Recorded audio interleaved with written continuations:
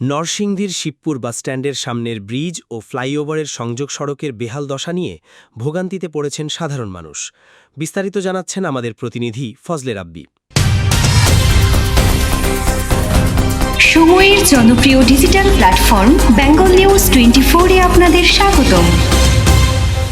সড়কের বিভিন্ন স্থানে সৃষ্টি হয়েছে ছোট বড় অসংখ্য গর্ত, যা সামান্য বৃষ্টিতেই পরিণত হচ্ছে ছোট ছোট জলাশয়ে।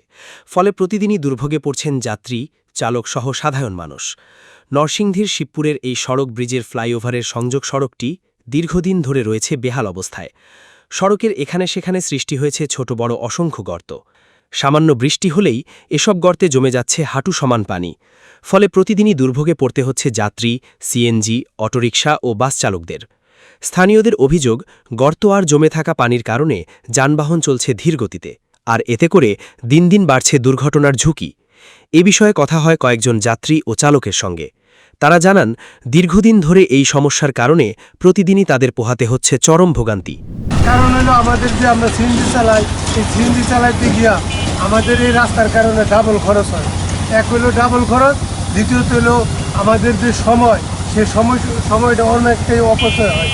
আমি বর্তমান সরকারের কাছে আহ্বান করব, যত জলদি সম্ভব এই রাস্তাটা যাতে মেরামত করা হয়। এখানে বৃষ্টি বাদল হলে মাসে আসা যাওয়ার সময় পায়ে ট্যাগ বসে, আবার গাড়ি রিক্সা চালু করতে পারে না, আরও মানুষের বহুত কষ্ট হয়।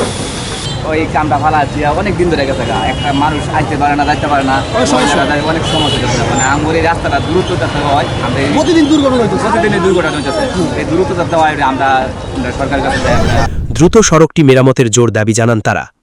স্থানীয়দের প্রত্যাশা, দ্রুত গর্তগুলো মেরামত এবং পানি নিষ্কাশনের সঠিক ব্যবস্থা করা হবে, যাতে কমে আসে সাধারণ মানুষের এই দৈনন্দিন দুর্ভোগ। শিবপুরের এই সড়ক সমস্যা নিয়ে স্থানীয় কর্তৃপক্ষের পক্ষ থেকে এখনও কোনো উদ্যোগ নেওয়া হয়নি বলে অভিযোগ এলাকাবাসীর। আমাদের রাস্তাটা অনেক সমস্যা হয় এবং প্রতিদিন দুর্ঘটনা হইতেছে। এই জিনিস হইতেছে, সাইকেল যেতেছে, একটা পর একটা পড়তেছে, ঠিক আছে। কিছুদিন আগে পরশুদিন একটা মহিলা পরে ব্যথা হয়েছে, ঠিক আছে, এরকম দুর্ঘটনা। আর আমরা কি করছি, কিছুদিন আগে এই আমরা কাম বাতা করিয়া অর্ধেক দুপুর আমরা এই কাম রাস্তা ঘুরছি, ঠিক আছে। রাস্তাটা ভাঙার কারণে জনগণ অনেক বিপদগ্রস্ত হচ্ছে। একটা মহিলা এখানে পরে ব্যথা পাইছে, সেজন্য আমরা এই রাস্তাটা ঠিক করার জন্য অনুরোধ করতেছি। সামান্য বৃষ্টিতে এই গর্তগুলোতে পানি জমে থাকে, এতে প্রতিদিন দুর্ভোগে সাধারণ চালক এবং সাধারণ মানুষ।